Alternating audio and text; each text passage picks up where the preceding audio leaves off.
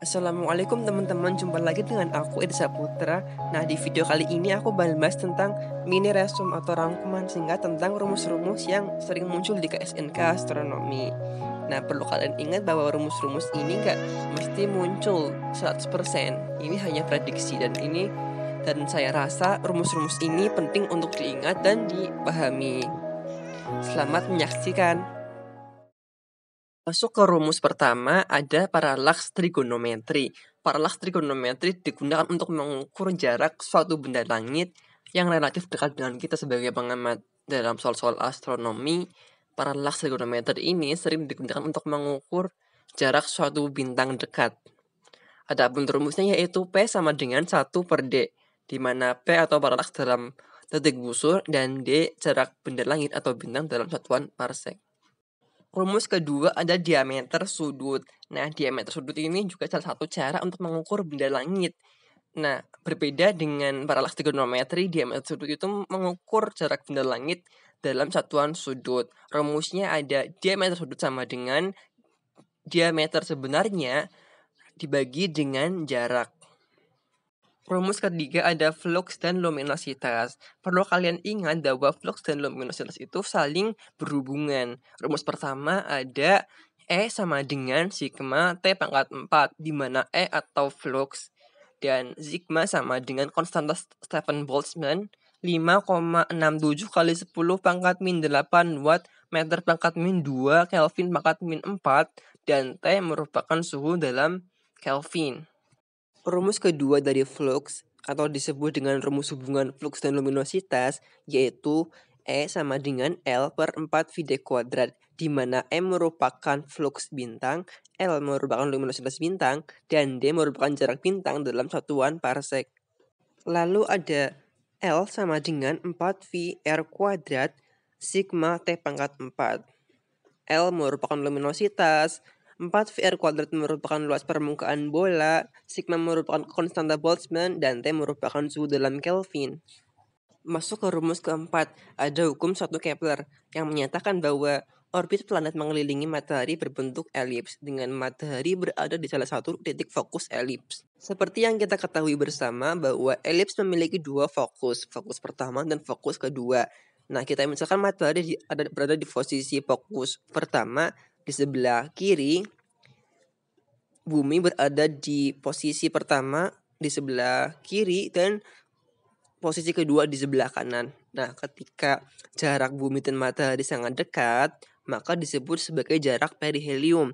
Dan ketika jarak matahari dan bumi sangat jauh, itu disebut sebagai jarak aphelium. Ada beberapa komponen dalam elips. Yang pertama, E atau eksentrisitas. Yang kedua ada A atau setengah sumbu mayor. Dan yang ketiga ada B atau setengah sumbu minor.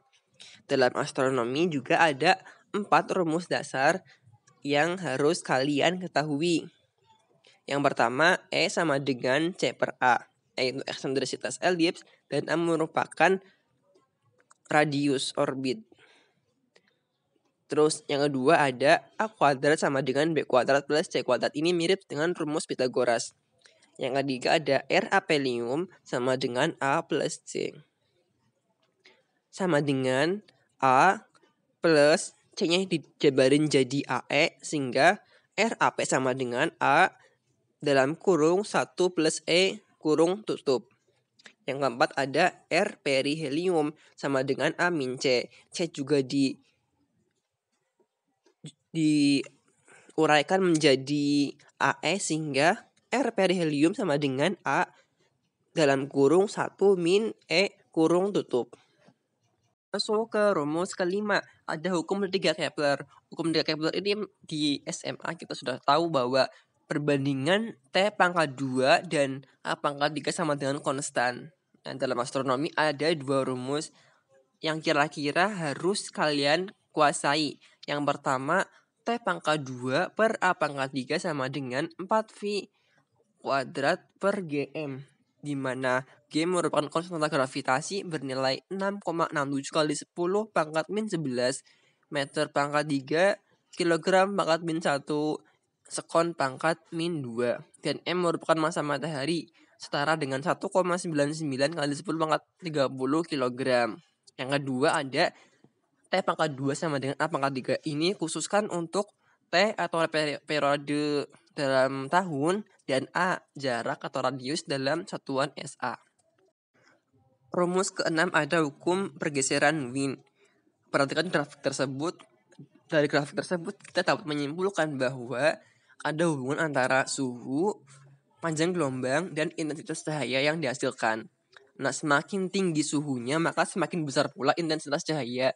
Namun semakin kecil panjang gelombangnya, gitu teman-teman.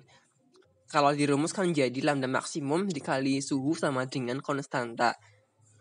Lambda max kali T sama dengan C, di mana C merupakan 0,002898 meter Kelvin. Di rumus ketujuh ada hubungan massa dan volume. Nah, seperti kita ketahui bahwa Rho sama dengan M per V divisi K, maka V sama dengan M per Rho. Dan V sendiri untuk bola sama dengan 4 per 3 VR pangkat 3. Yang terakhir adalah rumus lama cahaya sampai. Ini rumusnya yaitu T sama dengan D per C, di mana T atau waktu, D sama dengan jarak, dan C merupakan kecepatan cahaya, yaitu 3 kali 10 pangkat 8 meter per second. Oke teman-teman, sekian video dari aku. Dukung channel aku dengan cara like, comment, and subscribe, dan share kepada para pejuang KSN Astronomi 2021. Sekian dan terima kasih.